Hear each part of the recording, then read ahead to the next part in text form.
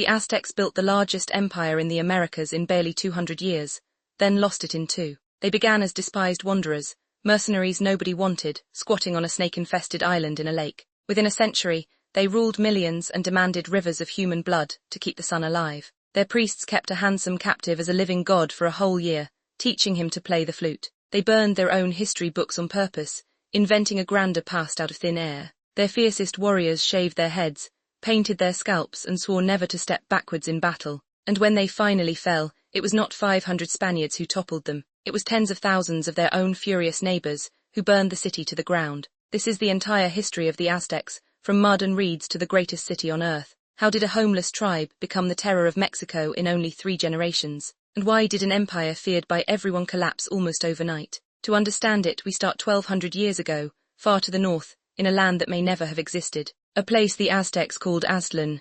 The Aztecs were not one people, but the last wave of Nahuatl-speaking migrants moving south. Their legends spoke of a northern homeland called Aztlan, the place of the white herons. From Aztlan the word Aztec is drawn, meaning simply the people from that place. Nearby lay Chicamostoc, the 7 caves, from which 7 tribes were said to emerge. Guided by their god Huitzilopochtli, one tribe, the Mexica, set out to find a promised land. The god spoke through priests who carried his image, telling them when to walk and when to rest. They wandered for generations, poor and unwelcome, driven from every place they tried to settle. Other, older civilizations had already risen and fallen across this land long before them. The greatest of these were the Toltecs, remembered as master builders and near-gods. To the Mexica, everything civilized and prestigious traced back to this vanished Toltec world. But the Mexica themselves arrived late, hungry, and armed only with their fierce war god. Ahead of them lay a great valley ringed by mountains and filled with shining lakes. It was crowded, powerful, and had no room for newcomers like them. In the early 13th century, the Mexica reached the basin of Mexico,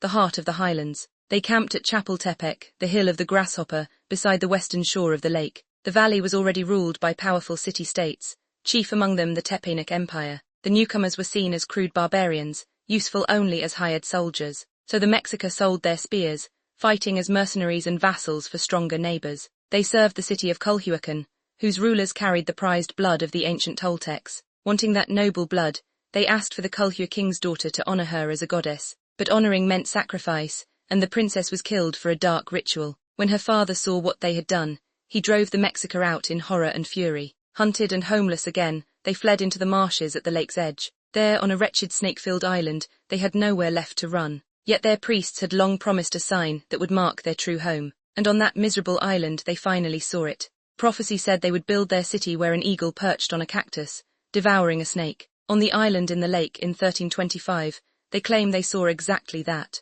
There they founded Tenochtitlan, the place of the prickly pear cactus on the stone. The site was defensible, ringed by water, but it was also cramped and swampy. To make more land, they built chinampas, artificial garden islands anchored to the lakebed. These floating gardens grew maize, beans, and flowers in astonishing abundance. They drove wooden stakes into the mud and packed them with soil until the island grew. Canals threaded the growing city, and canoes became its streets. At its heart they raised a temple to Huitzilopochtli, their hungry god of war and sun. A rival Mexica group settled a neighboring island, founding the market town of Tlatelolco. For now the Mexica was still weak, paying heavy tribute to the mighty Tepeyacs. But their island gave them safety, food, and something no enemy could easily take. From this mud and reed, one of the greatest cities on earth would rise. A city needed a king, but the Mexica had no royal line of their own. So around 1375 they imported one, choosing a Campechichtli, a noble of Toltec blood. His name meant handful of reeds, and his ancestry gave the upstart city instant prestige. Through him the Mexica finally linked themselves to the sacred Toltec past they craved. He fathered many children with daughters of leading families, weaving the nobility together. He organized the city into districts, each with its own temple, school, and duties. Yet the Mexica still served the Tepeyac ruler Tezozomoc as loyal, tribute-paying vassals. They fought his wars, expanding his empire while quietly growing skilled and dangerous. Their reward was scraps of land, captured goods, and a slowly rising reputation. His son Huitzilopochtli succeeded him and married into the Tepeyac royal family itself. That marriage lowered the tribute the Mexica owed and raised their standing sharply. Bit by bit the borrowed city was becoming a real power. But real power in this valley always ended in war. Second ruler, Huitzilopochtli, understood that survival depended on a disciplined army, so he formalized the military, creating the elite title of Tlaquetzalcoatl, Supreme War Commander. This split war leadership from the king's sacred duties, giving generals real authority. Boys were now trained for battle in schools called the Tulpochkali from a young age. Nobles' sons learned in the Karmikak, studying religion, history, and the art of command. Cotton armor, quilted and soaked in brine, could turn aside spears and stone blades. Their chief weapon was the macuahuitl, a wooden club edged with razor-sharp obsidian blades. Warriors fought not to kill, but to capture their enemies alive for sacrifice. Rank was earned by captives taken, each one unlocking finer costumes and higher honors. A commoner who seized enough captives could rise into the warrior nobility. Under Huitzilihuatl, the Mexica sharpened into a fighting people, still serving Tepanek masters. The tool was ready, it only needed a moment of weakness to be turned. That moment came when the old Tepanek emperor finally died. When the emperor Tezazomok died, his sons fought viciously over the Tepanek throne. The ruthless Maxtla seized power and saw the growing Mexica as a threat to crush. He is blamed for the death of the Mexica ruler Chimalpopoca, throwing the city into crisis. The Mexica elected a new iron-willed king, Itzcotl, whose name meant obsidian serpent. Many terrified citizens wanted to surrender and beg the Tepaneks for mercy. But Itzcotl and his nephew Tlacaelel made a daring bargain with the people. If they lost, the nobles would submit. If they won, the people would obey forever. The people agreed, and the Mexica chose war against the greatest power in the valley. They allied with the exiled Prince Nezahualcoyotl of Texcoco, who hated Maxtla too. Together they besieged and stormed the Tepanek capital of Azcapotzalco. In 1428 the city fell, and Maxtla was hunted down and killed. The despised mercenaries had destroyed the very empire they once served. Now the conquered Tepanek lands were theirs to divide. Victory left 3 cities, sharing the spoils of the fallen Tepanek Empire. In 1428, they bound themselves together as the famous Triple Alliance. Tenochtitlan of the Mexica joined with Texcoco and the smaller city of Tlacopan. They agreed to fight together and split the conquered tribute between them. Tenochtitlan and Texcoco each took 2/5, leaving Tlacopan the weakest fifth. Texcoco became the alliance's cultural jewel under the poet king Nezahualcoyotl. He was a lawgiver, engineer and poet who dreamed of a single unknowable god. But over time, Tenochtitlan quietly outgrew both of its partners. The alliance became a machine for conquest, swallowing town after town. Defeated peoples were rarely occupied. Instead, they paid crushing tribute to stay in place. Cotton, cocoa, jade, feathers and food poured into the lake cities. This tribute, not occupation, was the true engine of Aztec power. And one man was about to weaponize it with a terrifying new idea.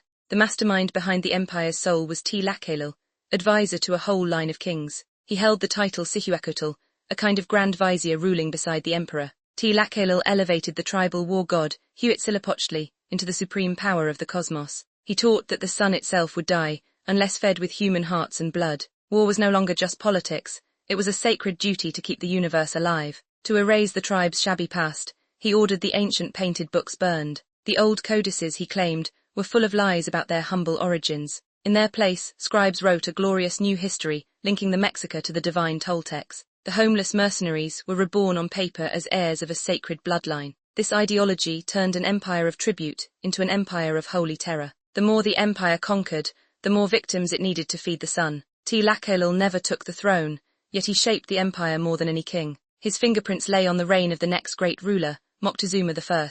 Moctezuma I took the throne in 1440 and ruled for nearly 30 years. He pushed the empire's borders east all the way to the Gulf Coast. Conquest brought exotic riches, cocoa, rubber, jade and brilliant tropical feathers. At home he ruled through strict law, obsessed with keeping the classes rigidly apart. By his decree, only great nobles and warriors could build a house with a second story. Inside the palace, mixing between the social classes was forbidden on pain of death. Commoners were even told what to wear. Fine cotton mantles were for nobles alone. With Nezahualcoyotl of Texcoco, he built a great double aqueduct into the city. Fresh spring water now flowed from Chapultepec straight into growing Tenochtitlan. He also raised a great dike to hold back the salty, flood-prone waters of the lake. The city swelled into a planned metropolis of temples, canals and gardens. Moctezuma I left the empire richer, larger and far more tightly controlled. But nature was about to remind the Aztecs how fragile all of it really was. In the early 1450s, disaster struck.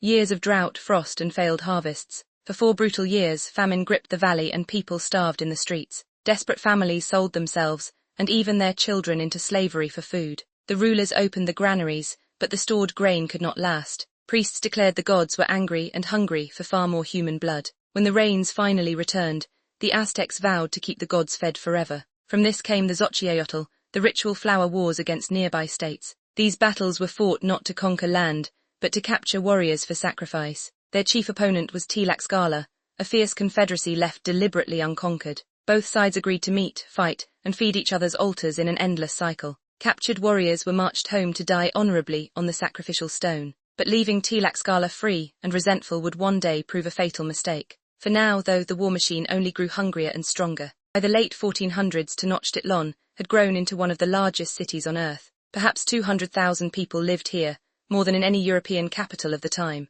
3 broad causeways linked the island to the mainland, wide enough for many to walk abreast. Fresh water arrived by aqueduct, and human waste was collected rather than dumped in the lake. The greatest market at Tlatelolco drew tens of thousands of buyers every single day. Everything imaginable was sold there: gold, chocolate, feathers, herbs, and obsidian knives. Cocoa beans served as money, and honesty in the market was enforced by strict judges. Children attended school, an idea almost unheard of in the wider world at that time. The city loved festivals, and one honored the sacred popped corn called Momochitl. Young warriors and cloistered maidens danced, draped entirely in garlands of toasted popcorn. Homes ranged from noble palaces to neat adobe huts, each district its own little world. Flowers were everywhere, floating in gardens and worn in the hair of rich and poor alike. It was a place of beauty and order, built on the constant threat of the knife. In 1486, a warlord named Ahuitzotl seized the throne. Under him, the empire exploded outward to its greatest size ever. He conquered over 40 provinces,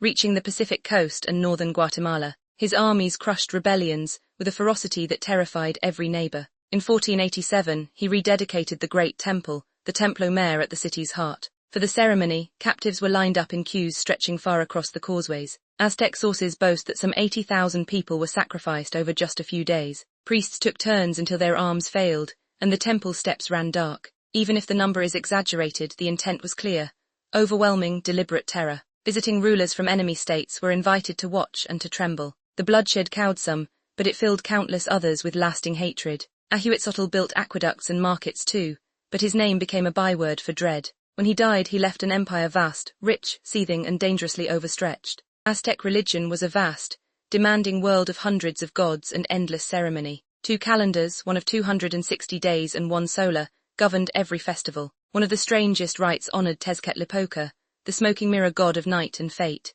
Each year priests chose a flawless young captive to live as the living god on earth. For 12 months he walked the city adorned in gold, smoking pipes and smelling flowers. Commoners bowed and kissed the earth as this beautiful god-man passed by playing his flute. At the festival's end, he climbed a lonely pyramid, breaking his flutes on the steps as he rose. There, having lived as a god, he gave up his heart to become one. Victims were meant to die with joy, for sadness was a terrible omen. If one showed fear, priests slipped him itzpacalatl, a drink of chocolate and darker things. It mixed chocolate with psychedelic herbs and the washings of sacrificial blades. The potion returned the trembling victim to a state of dreamy, cheerful dancing. And during the festival of Tenochtitlan, ordinary sinners ate dirt to hide their guilt from the god. War was the beating heart of Aztec life, and every boy was raised to fight. A warrior's whole worth was measured by the captives he dragged home alive. The proudest orders were the Eagle Warriors and the Jaguar Warriors. Eagle Warriors wore feathered suits and beaked helmets. Jaguars wrapped themselves in spotted pelts. But above them all stood a fanatic elite called the Cuichique, the shorn ones. They shaved their heads bare, except for a single long braid worn over one ear. They painted half of the scalp bright blue, and the other half red or yellow. And they swore a blood oath never to take a single step backwards in battle. A shorn one who retreated could be executed by his own comrades on the spot. They fought at the very front, where the danger was greatest and the glory highest. Such men were living weapons, worth a small unit of ordinary soldiers. For a warrior, dying in battle or on the stone was the highest honor of all. This was the terrifying military that had never truly met its match. In 1502 the throne passed to Moctezuma II, called Xocoyotzin the Younger. He was a proud priest-king, who widened the divide between nobles and commoners even further. No one was permitted to look upon his face, or let their gaze meet his. He kept expanding the empire, campaigning against distant towns and rebellious provinces. But beneath the glory the empire was bloated, brittle, and full of simmering hatred. Conquered peoples groaned under crushing tribute and constant demands for victims. Rebellions flared at the edges faster than the armies could ever stamp them out. Even the free Tlaxcalans still defied the empire from behind their mountain walls. Then priests said, strange omens began to trouble the emperor's sleep. A comet blazed in the sky, a temple caught fire, and the lake was said to boil. Moctezuma grew fearful, consulting soothsayers and brooding on the fate of his world. Far away across the eastern sea, ships were already coming. In 1519, the world Moctezuma knew was about to end. In 1519, Hernan Cortés landed on the Gulf Coast, with only a few hundred Spaniards. They brought steel swords, gunpowder, horses, and armor never before seen in this land. Cortés burned his own ships so his men could never turn back, and marched inland. He quickly learned that the Aztecs were hated by nearly everyone they ruled. The fierce Tlaxcalans fought him first, then chose him as an ally against their old enemy. Tens of thousands of Tlaxcalan warriors soon joined the small Spanish band. This was no European conquest. It was a native uprising with foreign allies at its head. Along the way they massacred the people of Colula, spreading fear before them. In November they climbed the passes and gazed down on the shining lake and its island city. Moctezuma, uncertain and fearful, welcomed the strangers into Tenochtitlan itself. Within days the Spaniards seized the emperor and made him a prisoner in his own palace. For a time Moctezuma ruled as a puppet while the Spaniards gathered gold. But the fragile peace could not last, and the city was ready to explode. While Cortés was away, his men massacred nobles dancing at a sacred festival. The city erupted in fury, and even Moctezuma could no longer calm his people. Moctezuma died in the chaos, struck down as his authority finally collapsed. On the Night of Sorrows, the Spaniards fled the city under cover of darkness. Many drowned in the canals, weighed down by the very gold they had stolen. Battered but alive, Cortés escaped to Tlaxcala to rebuild his shattered forces. Then a silent, invisible weapon did what swords could not: smallpox. The disease swept the valley, killing perhaps half the population within months. The Aztecs chose a defiant new emperor, the young warrior Cuauhtémoc. Cortés returned with thousands of allies and boats, built to fight on the lake itself. For months they besieged Tenochtitlan, cutting the aqueduct and starving the island. In August 1521, the ruined city finally fell and Cuauhtémoc was captured. The greatest city in the Americas lay smashed, and the Aztec Empire was no more. The Spanish tore down the temples and built their own city on the rubble. Mexico City still stands today exactly where Tenochtitlan once rose from the lake. The lake was drained over centuries, and the island city vanished beneath the streets. Yet in 1978, workers digging in the city struck the buried Great Temple. The Templo Mayor was reborn as ruins in the very center of the modern capital. The Aztec language, Nahuatl, still lives on the tongues of over 1 million people. It gave the world words like chocolate, tomato, avocado, chili, and coyote. The Aztecs' beloved chocolate drink eventually spread across the whole planet. Their founding legend endures on the flag of Mexico to this very day. Every autumn, echoes of their beliefs return in the Day of the Dead. Modern Mexico proudly traces much of its identity back to these lake-dwelling people. In barely 2 centuries, they rose from homeless wanderers to masters of an empire. The Aztecs were gone, but they were never truly forgotten.